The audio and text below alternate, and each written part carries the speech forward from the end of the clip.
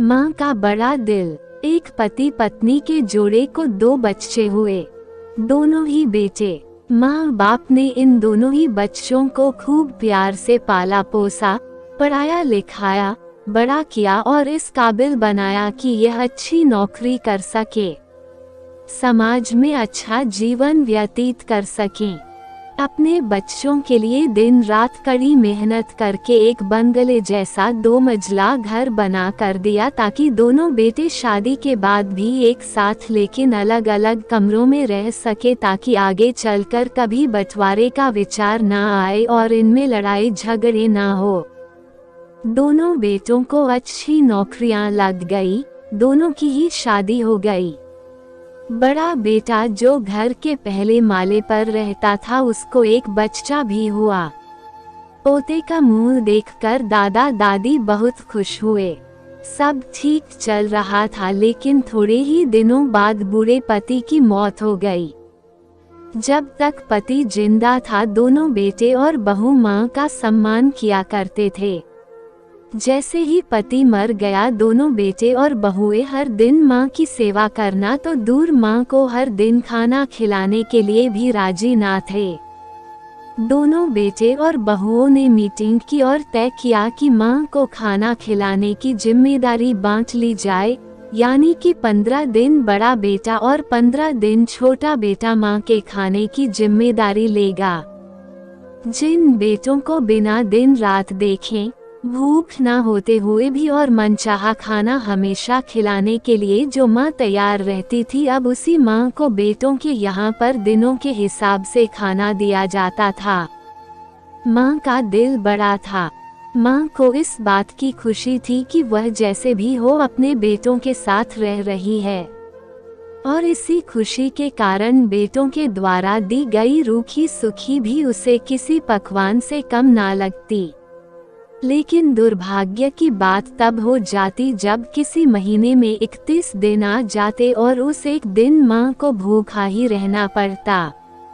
एक बार जब बड़े बेटे के यहाँ 15 दिनों तक खाना खाने के बारी चल रही थी, तब बड़ा बेटा अपनी बीवी और बच्चे के साथ कहीं बाहर किसी फंक्शन में जा रहा था। बड़े बहू ने माँ से कहा, माँ जी, आज खाना नहीं बनाया है, हम बाहर जा रहे हैं, वहीं खाएंगे, आप अपने लिए कुछ पका लेना और खा लेना। बूढ़ी माँ ने कहा, लेकिन बेटा मुझे तो गैस चलाना नहीं आता। बहू ने कहा, तो फिर ऐसा कीजिए कि पास वाले मंदिर में भंडारा लगता है, आप वहीं पर जाकर खा लीजिए, तो आपको गैस चलाने की जरूरत ही नहीं पड़ेगी। पास में ही खड़ा बेटा और पोता ये सब सुन रहे थे, लेकिन कोई कुछ ना बोला। बूढ़ी माँ को भूखा ही छोड़ बेटा और बहू फंक्शन में निकल गए। माँ को थोड़ा दुख तो हुआ, लेकिन फिर अपने आप को ये सोचकर मना लिया, ठीक ही तो है, कभी कभी बहू को भी घर के काम से आराम मिलना चाहिए, और भगवान का भंडारा खाने का सौभाग्य किस्मत वालों को ही तो मिलता है। माँ खुशी खुशी मंदिर में जाकर भंडारा खा आई। कुछ दिन ऐसे ही बीत गए। एक दिन बड़े बेटे को छुट्टी थी। बेटा, बहू और उनका बच्चा अपने घर में साथ में समय बिता रहे थे। माँ बाप छोटे बच्चे को पूछ रहे थे कि वो बड़ा होकर क्या बनना चाहता है और क्या करना चाहता है। छोटे बच्चे ने बड़े ही सरल भाव से माँ बाप को उत्तर देते हुए कहा, वो बड़े होकर वकील बनना चाहता है। उसकी इच्छा इस घर से भी बड़ा एक घर लेने की है, लेकिन वह घर मंदिर के पास होना चाहिए। माँ बाप ने पूछा, घर के पास मंदिर क्यों होना चाहिए?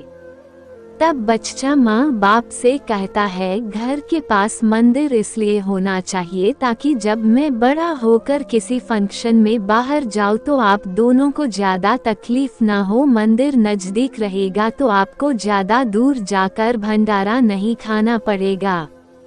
मासूम बच्चे का ऐसा जवाब सुनकर दोनों ही के पैरों तले से जमीन खिसक गई। उन्हें अपनी गलतियों का एहसास अब जाकर हुआ था, जो उनके 5 साल के बेटे ने पहले ही कर लिया था। दोस्तों, दुनिया के हर माँ बाप ये सोचकर अपने बच्चों को बड़ा करते हैं कि वो उनके बुढ़ापे की लाठी बनेंगे, ना कि वह लाठी बनकर उनके ही पीठ पर बरसेंगे। कर्म का चक्र निरंतर घूमता रहता है। दोस्तों, आज जो तुम दूसरों के साथ कर रहे हो, आगे चलकर तुम्हारे साथ वही होगा, ये तय है। इसलिए हमेशा याद रखो कि दूसरों के साथ वैसा ही बर्ताव करो जैसा तुम चाहते हो कि बाकी लोग तुम्हारे साथ करें। मैं जानता हूँ दोस्तों, यह माँ की भावुक करने वाली इस कहानी सुनकर आप भी भावुक हो गए हैं, लेकिन इस कहानी को लिखने का उद्देश्य आपको भावुक करना नहीं था, बल्कि लोगों तक ये संदेश पहुँचाना था कि हमारे भारतवर्ष में जिन माँ बाप को भगवान का रूप कहा गया है, उनके साथ आजकल जैसा व्यवहार हो रहा है वह नहीं होना चाहिए। कहानी पूरी सुनने के लिए धन्यवाद। इस कहानी को आप लोगों तक पहुंचाइए, जितना हो सके शेयर कीजिए, और ऐसा करने से अगर कुछ लोग भी अपने बूढ़े माँ बाप के साथ अच्छा व्यवहार करने लगते हैं तो हम अपने आप को सौभाग्यशाली समझेंगे।